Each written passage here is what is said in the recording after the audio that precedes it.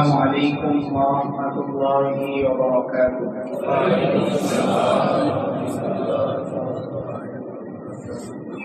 إن الحمد لله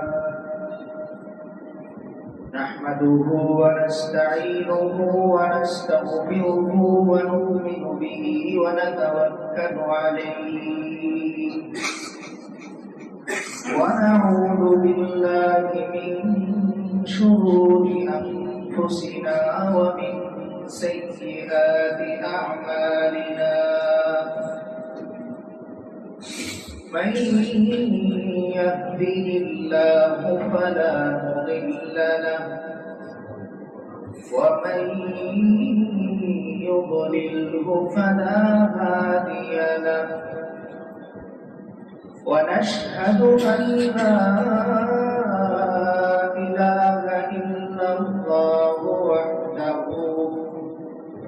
لا شريك له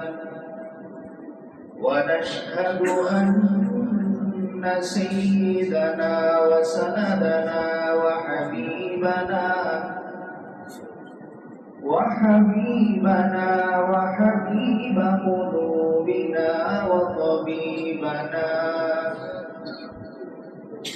قلوبنا وطبيب قلوبنا ومولانا محمد صلى الله تعالى عليه وعلى آله وأصحابه وبارك وسلم تسليما كثيرا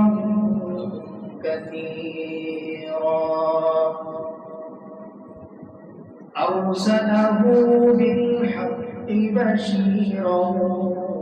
ونذيرا وداعيا إلى الله بإذنه وسراجا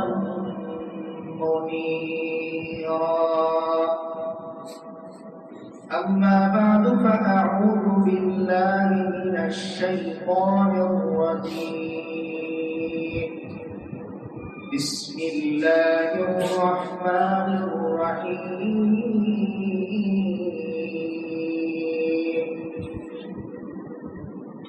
قل يا عبادي الذين أسرفوا على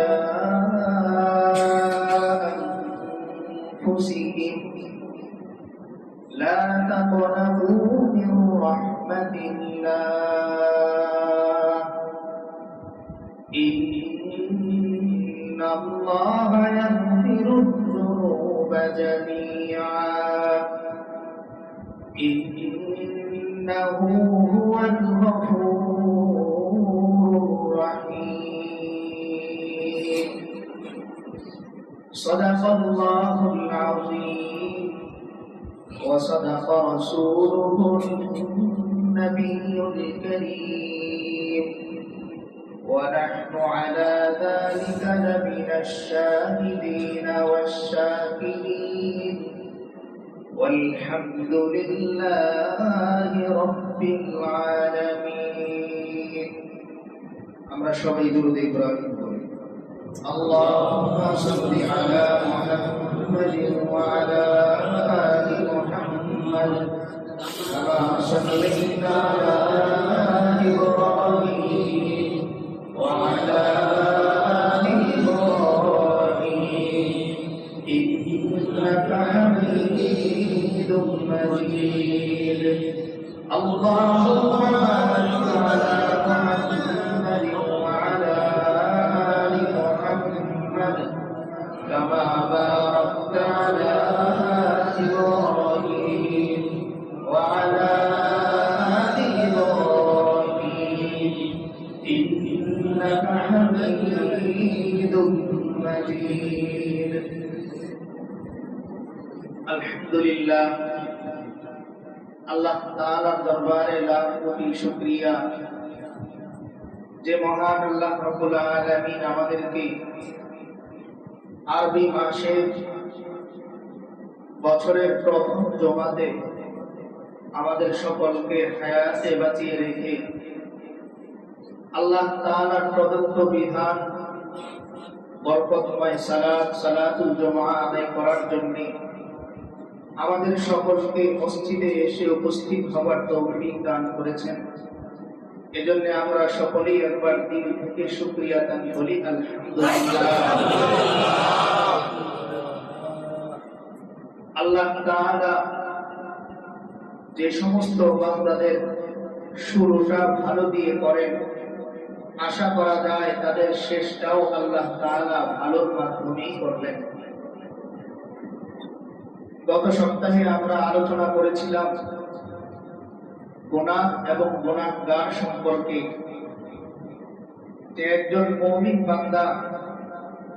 গুনাহ করাটা তার কাছে কেমন মনে হয়, কতটা ভয়ানক তার কাছে হয়। আর একজন অপরাধী ব্যক্তি, পাপাচারী ব্যক্তি, যার রোজ নাম চায়, প্রতিদিন গুনাহের অংশ থাকি, এমন ব্যক্তির কাছে গুনাহের পরিণাম কেমন মনে হয়, এ বিষয়ে আমাদের আলোচনা চলছিল। আজকে আমরা যে আয়াতটুকু শুনলাম, আল্লাহ তাআলা এই আয়াতের মধ্যে যে সমস্ত মানুষ গুনাহের মধ্যে লিপ্ত আছে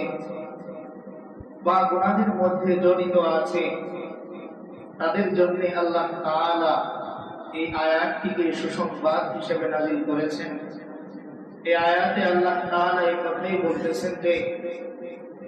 বান্দা যত বেশি গুনাহ করুক না কেন, যত বেশি অন্যায় বান্দা করুক না কেন,